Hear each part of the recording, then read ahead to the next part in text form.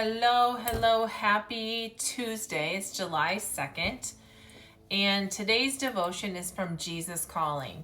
Let me show you my way for you this day. I guide you continually so you can relax and enjoy my presence in the present. Living well is both a discipline and an art. Concentrate on staying close to me, the divine artist. Discipline your thoughts to trust me as I work my ways in your life. Pray about everything, then leave outcomes up to me. Do not fear my will, for through it I accomplish what is best for you. Take a deep breath and dive into the depths of absolute trust in me. Underneath are the everlasting arms. There's a verse. Listen to my cry for help. My King and my God, for to you I pray. In the morning, O Lord, you hear my voice. In the morning, I lay my requests before you and wait in expectation. Psalm 5:2-3. Okay, so I'm going to tell you, so yesterday, I posted something. I thought it was a funny video. It's still funny to me. I'm not going to say it was. I thought it was funny. I got 2 messages from people that I have met through Facebook and who have always been nothing but nice and supportive and pleasant, but they let me know that they didn't appreciate the post that I made. And so one person said, I'm sorry, but this. And then I think the other person apologized too. And so if I were not walking in with Christ, I can say that I probably would have been like annoyed that person felt like they should reach out and couldn't just respect that I can post whatever I want. But I didn't. And I would say that's a change that I've made. And the reason that I have been able to do that, and not because we live in a world where it's so divisive. Never more ever before than now. I can't see how it's been more divisive than it is now. And I just think that's the world that we live in. But I think we can choose to be offended, and we can choose how we can react. Now, I am not offended that this person was offended. That's their perspective. They have the right to be offended, or they have the right to not like what I posted. I can choose how I react to that and say, well, if you don't like it, you don't need to follow me, or I'm sorry, I disagree with you, or whatever. That's not the route that I chose. Not saying I'm better than that person, because I don't think I am. I'm just saying I think we just need to lay down our defenses sometimes and give grace to each other.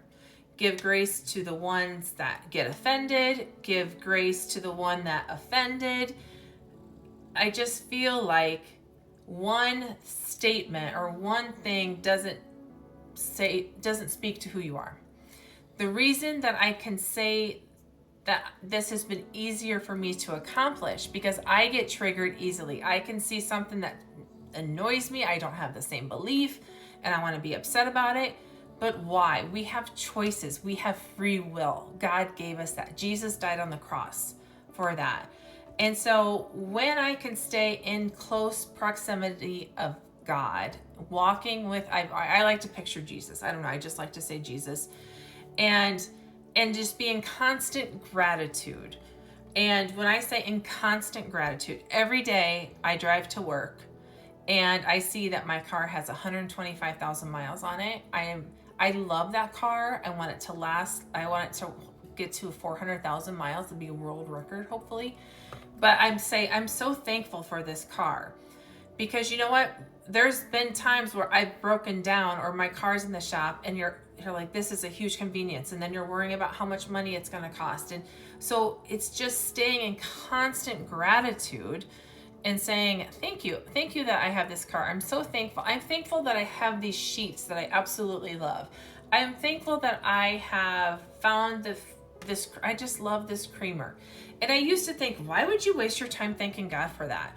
And I'm like, why not? Because we spend a lot of time telling complaining about things that we don't like, why can't we complain about things that we appreciate?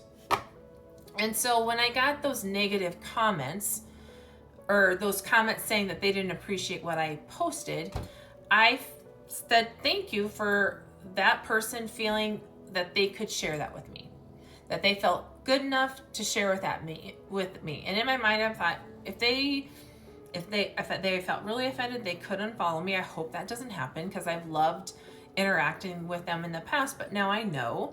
And I can keep that in the back of the head, that maybe maybe even though I thought something was funny, maybe some others might not. And maybe I need to take that in consideration when I post. Or I can just dismiss it and say, this person chooses to be offended or get offended, that's on them. I don't know what that looks like. I don't plan that out. It's something I do at the time.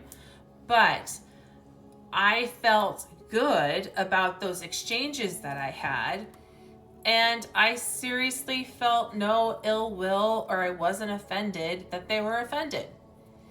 And that just takes constant work. And the days that I'm off, or the days that I snap at somebody, I know that day I have not been, God has not been in my mind and my heart as closely as I would like him to be. And that was my fault. And that was me not checking in with him. That was me getting carried away with the emotion. That was me choosing earthly responses instead of godly responses. We want godly responses. We want to respond like Jesus would respond. And so I hope that hits you somewhere where you're at, and hopefully you can give grace to somebody that has offended you, or just choose not to be offended. And we're all trying to do our best. And we're all more alike than different, but our world has gotten to the point of trying to pin this person against this party against this party, or this country against this country, and it's really hard. It's really hard to stay in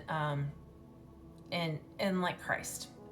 So I hope you have a great day. It's Tuesday. It's rained all day, and here's to a good Wednesday tomorrow. Bye.